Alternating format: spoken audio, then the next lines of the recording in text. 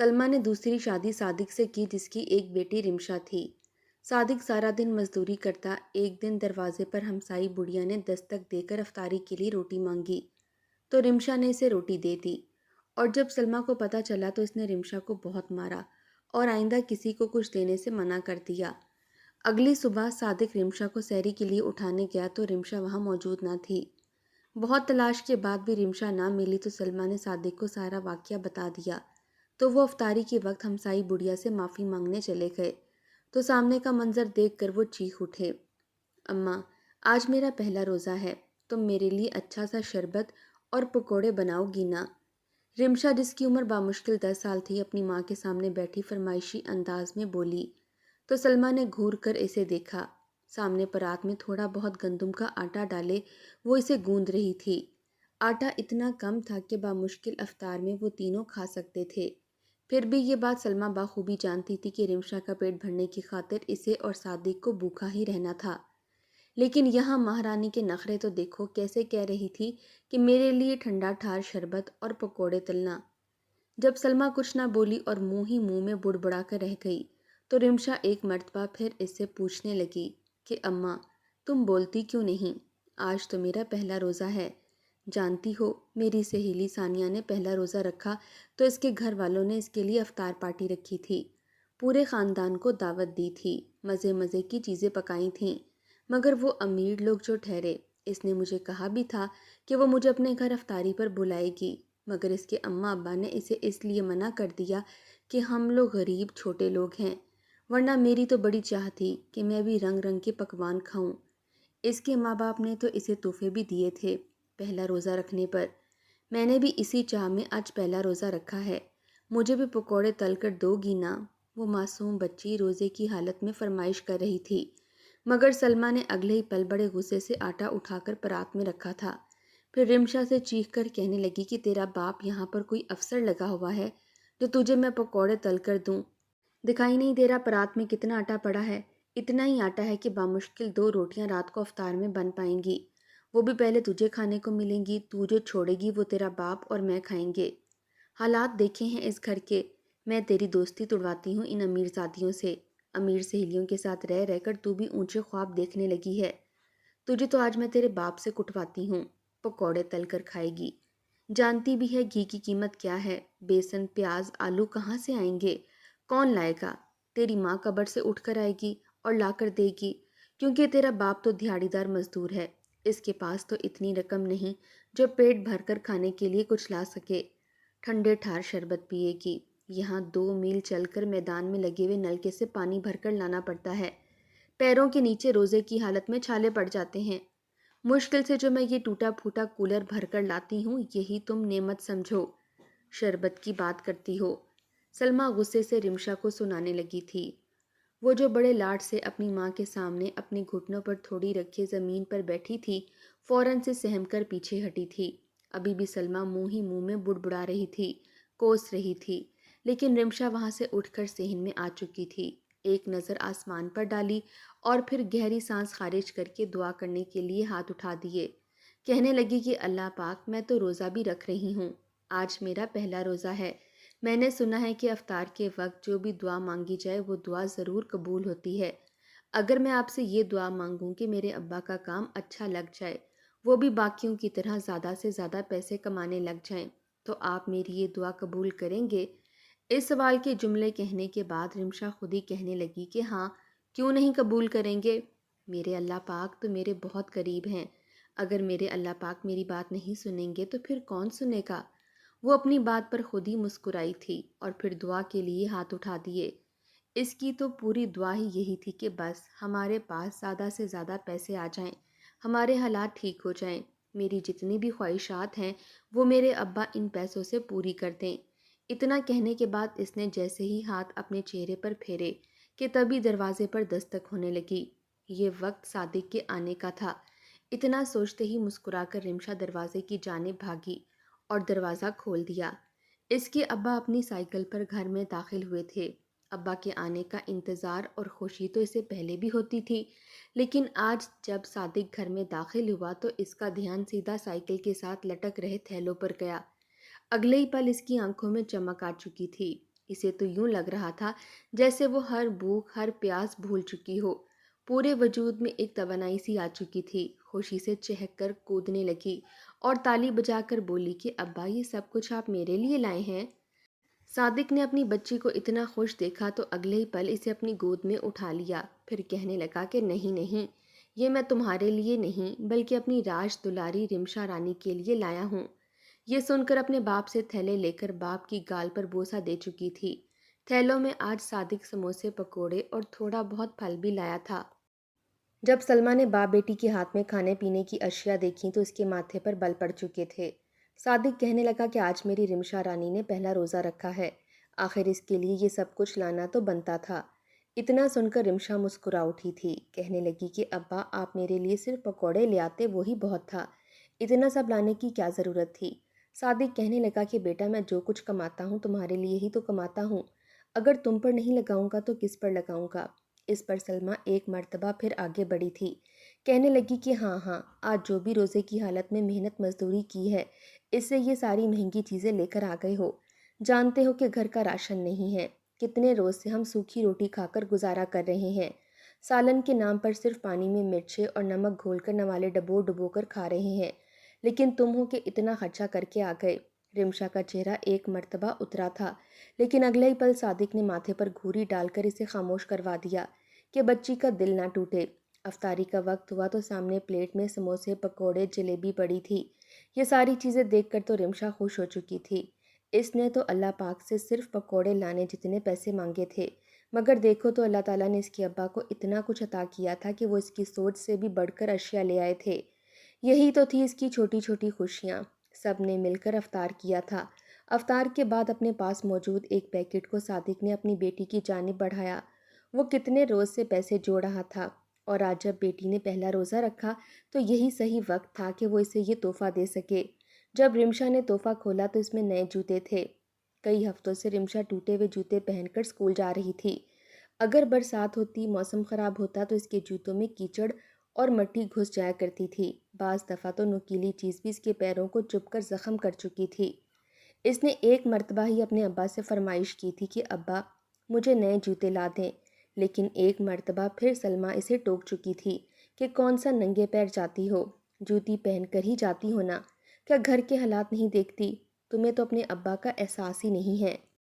اس کے بعد رمشا نے دوبارہ ابا سے کوئی فرمائش نہیں کی تھی، لیکن اسے کہاں خبر تھی کہ اس کے ابا ایک ایک پائی جوڑ کر اس کے لیے جوتے لے رہے ہیں۔ ان جوتوں کو دیکھ کر وہ ایک مرتبہ پھر تشکر بھرے انداز میں اپنے ابا کو دیکھنے لگی، جبکہ وہیں دل ہی دل میں سلمہ بڑبڑا کر رہ چکی تھی۔ رمشا تو اپنے نئے جوتے لے کر افطاری کے بعد وہاں سے چلی گئی، لیکن جب سلمہ کا بگڑا ہوا چہرہ صادق نے دیکھا تو اپنے ماتھے پر بل ڈال کر کہنے لگا کہ سلمہ خاتون، کبھی کبھی تم میں مجھے سوتیلی ماں والے رنگ نظر آتے ہیں۔ یہ وہ طعنہ تھا جسے سن کر سلمہ تڑپ اٹھی تھی۔ اگلے ہی پل اس کے ماتھے پر آئے ہوئے سارے بل گویا غائب ہی ہو چکے تھے۔ حیرت سے اور بے یقینی سے وہ وہیں دسترخوان پر ہی بیٹھی صادق کو دیکھنے لگی، جہاں کچھ دیر پہلے غصہ تھا۔ انہی آنکھوں میں اب موٹے موٹے آنسو آنے لگے تھے۔ اگلے ہی پل منہ کھول کر دھاڑے مار مار کر رونے لگی، کہنے لگی کہ ہاں ہاں، سوتیلی ہی لگوں گی نا میں، آپ کا اور آپ کی بیٹی کا بھلا چاہتی ہوں۔ اس گھر کا خرچ کتنی مشکل سے میں چلاتی ہوں یہ مجھے ہی پتہ ہے، لیکن ایک آپ ہیں جس کو میری ہر بات سوتیلی ہی لگتی ہے۔ بیٹی کو اس لیے ذرا کنٹرول میں رکھتی ہوں کہ یہ بڑے اونچے اونچے خواب دیکھنا شروع ہو گئی ہے، لیکن تم تو مجھے ہی برا کہو گے۔ میں ہی بری ہوں کیونکہ میں تمہاری دوسری بیوی ہوں، سوتیلی ماں ہوں رمشا کی۔ یوں سلمہ کو روتے دیکھ کر صادق جی بھر کر ہنسا تھا، کہنے لگا کہ بس بس جانتا ہوں میں، تم میری بیٹی سے بہت محبت کرتی ہو، لیکن یوں بات بات پر اسے ٹوکا مت کرو، خیر سے میری اور تمہاری اکلوتی بیٹی ہے۔ سلمہ بھی آنسو پونچھ کر گہری سانس خارج کر چکی تھی۔ سلمہ پہلے سے شادی شدہ تھی، بڑی ہی نخریلی اور جھگڑالو قسم کی تھی۔ تعلق بھی اچھے کھاتے پیتے خاندان سے تھا۔ جب شادی ہو کر اپنے سسرال گئی تو وہاں اس کے نخرے اور جھگڑالو رویہ یوں ہی برقرار رہا، نہ ہی ساس سے بنا کر رکھی اور نہ ہی شوہر سے۔ ذرا ذرا سی بات پر لڑتی جھگڑتی رہتی اور شور مچائے رکھتی تھی۔ یہی وجہ تھی کہ پہلی شادی زیادہ عرصے تک چل نہ سکی۔ شوہر بڑا ہی اچھا تھا، پہلے تو پیار سے سلمہ کو سمجھاتا رہا کہ تم میری ماں کے ساتھ بدتمیزی مت کرو، یہ گھر تمہاری ذمہ داری ہے، تم اس کے کام نہیں کرو گی تو اسے کون سنبھالے گا؟ تو کیا باہر کی خواتین آ کر سنبھالیں گی؟ مگر جب سلمہ نہ سمجھی اور اپنی ہٹ دھرمی پر برقرار رہی اور ہر بار یہی کہا کہ میرا میکہ میرے سر پر موجود ہے، خیر سے میرے 5 بھائی ہیں، تم نے اگر مجھ پر ہاتھ اٹھانے کی کوشش کی یا میرے ساتھ غلط رویہ رکھا تو وہ 5 کے 5 تمہیں چوراہے پر کھڑا کر کے فائر مار دیں گے۔ یہ وہ دھمکیاں تھیں جنہیں سن کر آخر کار اس کے شوہر کا دل بھی اس سے اچاٹ ہو چکا تھا، اور پھر وہ ہوا جو کہ سلمہ کے وہم و گمان میں بھی نہیں تھا۔ سلمہ کے پہلے شوہر نے روز روز کی چک چک اور لڑائی جھگڑے سے تنگ آ کر اسے طلاق دے دی۔ طلاق لے کر دھاڑے مارتے ہوئے وہ اپنے میکے پہنچی تھی۔ ماں نے تو اپنے جگر گوشے کو سینے سے لگا لیا تھا، لیکن جب بھائیوں تک یہ خبر پہنچی تو وہ غصے سے لال پیلے ہو چکے تھے۔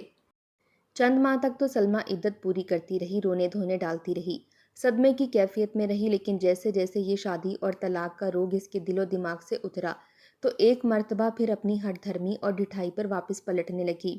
حق سے اترا کر اس گھر میں چلا کرتی، کہتی کہ میرے باپ کا گھر ہے، میری ماں ابھی زندہ ہے، بھلے ہی باپ مر گیا ہو، 5 بھائی ہیں میرے، 5 بھائی شادی شدہ تھے اور ان کی بھی بیویاں اور بال بچے تھے۔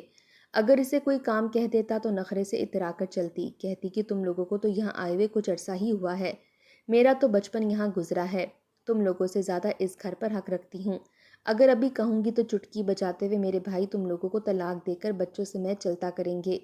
یہ وہ باتیں تھیں جسے سن کر اس کے بھائی بھی اب اکتانے لگے تھے۔ سلمہ کی والدہ کی وفات ہوئی تو بھابھیوں نے بھی اسے گھر سے چلتا کیا تھا۔ چونکہ سلمہ بھی طلاق یافتہ تھی، وہیں صادق کی پہلی بیوی کو کینسر ہو گیا تھا، جس کی بروقت تشخیص نہ ہونے کی وجہ سے وہ ایسا جڑ پکڑ گیا کہ پورے جسم میں پھیل گیا۔ صادق اور اس کی پہلی بیوی کی ایک ہی بیٹی تھی۔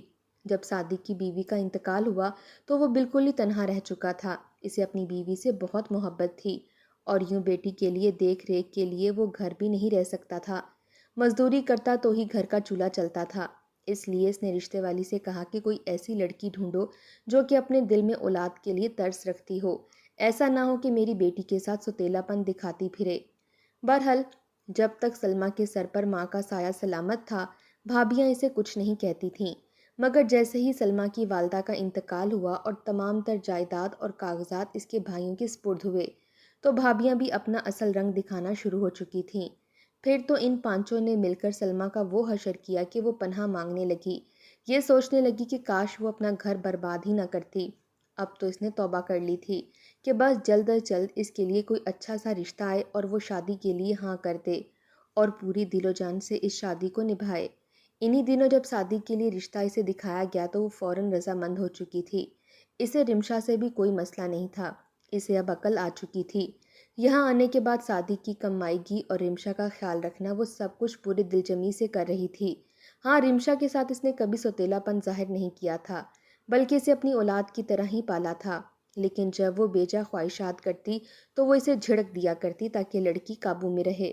پھر اپنے شوہر کی کم کمائی پر وہ ویسے ہی راضی نہ تھی، ہر وقت صادق کو یہی کہتی رہتی کہ کوئی ڈھنگ کا کام کرو، میں تو اب ترس گئی ہوں پیٹ بھر کر کھانا ہی کھا سکوں۔ بھائیوں نے تو ویسے ہی لا تعلقی کا اظہار کر دیا تھا، جو پیسے اسے وراثت میں اپنے بھائیوں سے ملے تھے وہ اس نے یہ سوچ کر جمع کرا دیے کہ کل کو رمشا کے ہی کام آئیں گے۔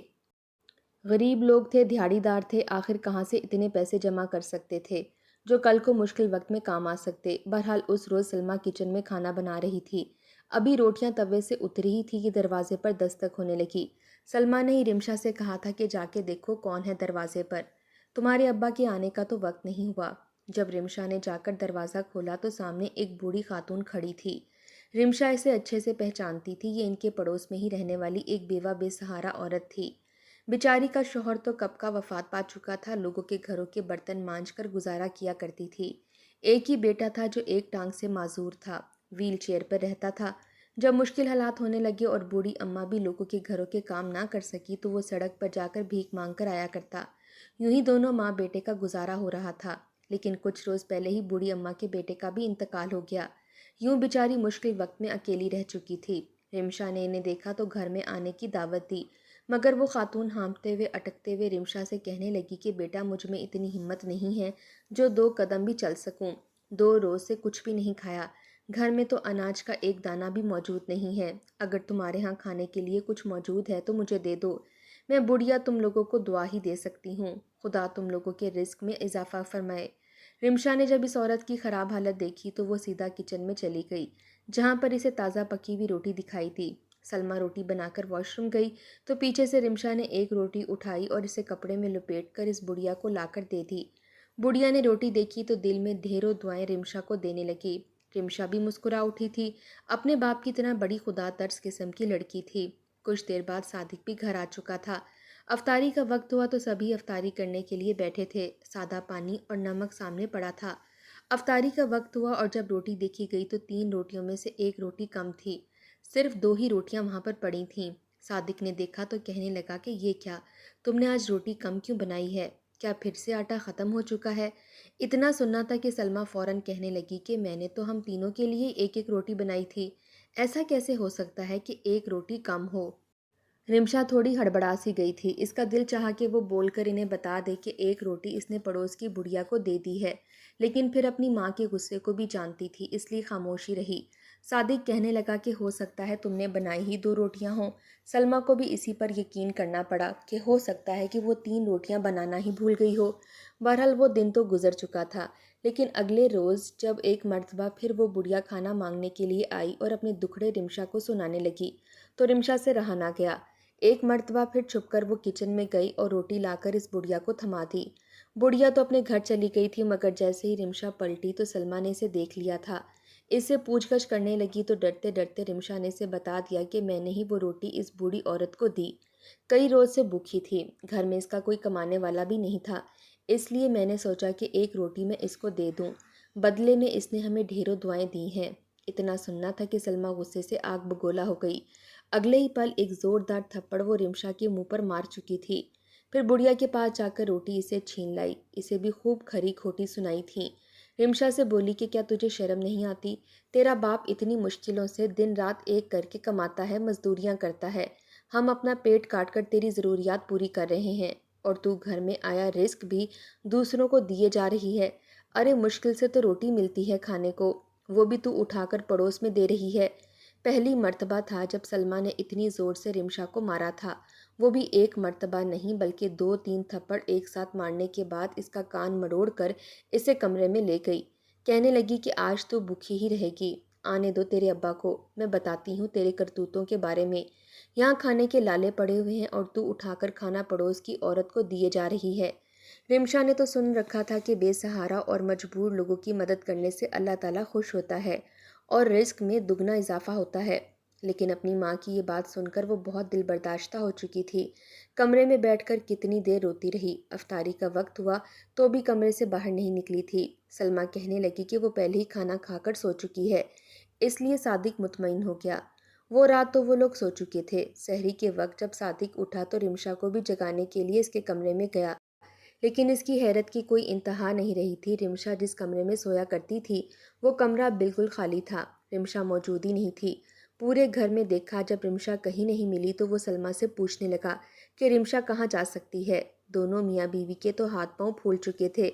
आखिर इतनी मासूम बच्ची कहीं जा भी कैसे सकती थी। जैसे ही सूरज निकला तो दोनों ही गलियों में रिमशा को ढूंढने लगे। ना ही वो किसी रिश्तेदार के घर थी और ना ही घर में मौजूद थी। सादिक तो परेशान हो चुका था कि कहीं आधी रात को घर में चोर तो नहीं घुस आए थे जो इसकी मासूम बच्ची को घर से ही उठाकर ले गए हों। सलमा को कल का वाकया याद आने लगा। वो रोते हुए फूट फूट कर सारी सच्चाई सादिक को बताने लगी कि कल कैसे इस खातून को वो रोटी दे रही थी और इसने इसे थप्पड़ मारे थे।